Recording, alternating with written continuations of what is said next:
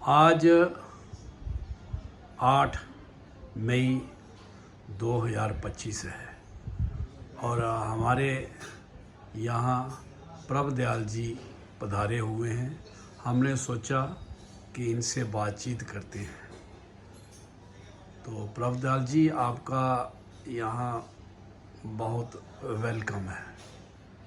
Prabhdayal ji, thank you sir. आप किस as में हैं? सर मेरी एज 78 प्लस है।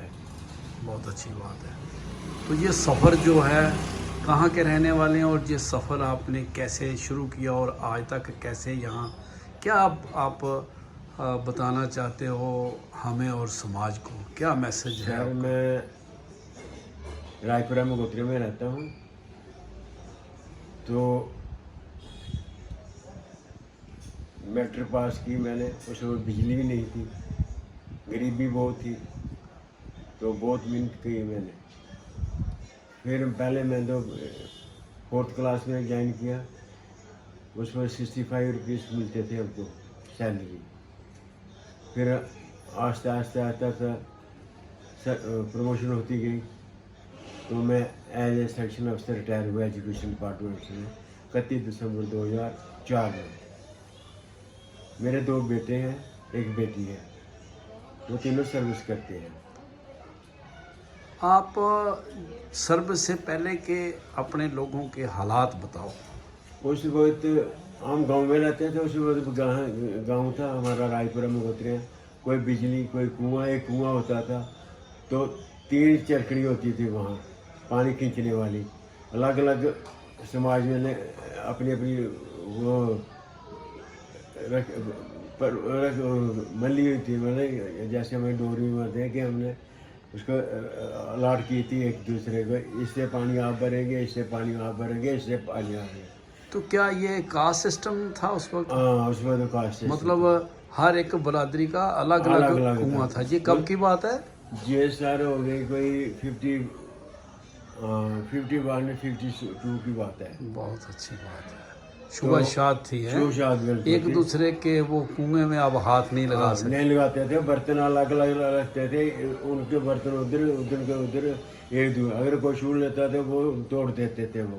Okay okay. मतलब जो दलित हैं, अगर वो छू देते थे तो दलित तोड़ देते थे, या दलित वो तोड़ जनरल लोग तोड़ देते थे? जनरल लोगों की कौन कौन सी कास्ट वहाँ रहती थी? वहाँ ज़्यादातर हमारे रायपुर में ब्राह्मण लोग रहते हैं, ब्राह्मण ज़्यादा रहते हैं, बाकी कम है, महाजन भी रहे हैं।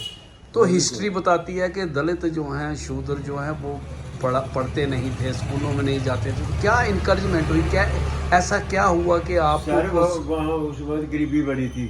ये एजुकेशन थे, गॉड गिफ्ट है। हमारे हम 6 भाई थे, 1 बहन थी।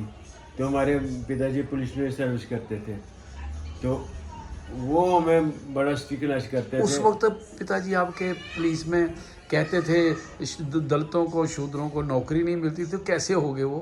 ओ सर, वो बड़े मिहनत करते थे, बहुत ज़्यादा। किसी ने करा दिया होगा उसको। अच्छा, किसी ने वो करा अनपढ़ थे, वो भी अनपढ़ थे। बहुत अच्छा। तो हम भी अच्छा, फिर भी ये गॉड गिफ्टेड एजुकेशन।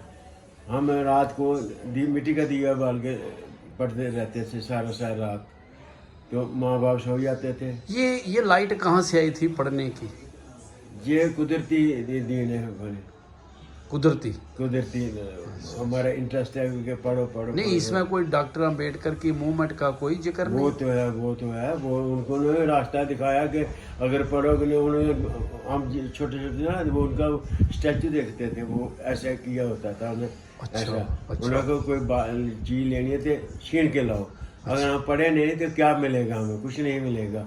इसलिए हमने स्ट्रगल की कि हम थोड़ा मेहनत करेंगे। मतलब है कि आपके फादर साहब जो थे वो डॉक्टर अंबेडकर के फॉलोअर थे, और उन्होंने आगे आपसे उनको शिक्षा दी कि आप नौकरी में कैसा रहा? सर्विस में नौकरी मेरी अच्छी रही। मैं मतलब काम करता था, हानेस्टी से काम करता था। जो शेड्यूल कास्ट बच्चे होते थे उनके मैं वजीफा लगाता था, सेक्टर से लेकर। तो मिनती करती है मैंने किसी से हमने पार्शलिटी नहीं की है। ठीक, हर एक के साथ समान। सब के साथ मतलब थ्रू आउट सर्विस में सारे की मदद तो की ये है। जो रिजर्वेशन राइट्स की लड़ाई अब लगी हुई है, अधिकार नहीं मिलते हैं, ये इस पर आपका क्या कहना है? ये सर ये आजकल क्या है कि लोग हमारे लोग कुछ डर गए हैं। डरना नहीं ना चाहिए। कोई भी चीज़ होगी तो शीन का ही ले लेंगे ना। हमें यूनिटी होनी चाहिए, यूनिटी होनी चाहिए आपस में, तो हम लेंगे। फिर भी हमने थोड़ी स्ट्रगल की, तो थोड़ा थोड़ा 75% तो हमारा प्रूव हो रहा है।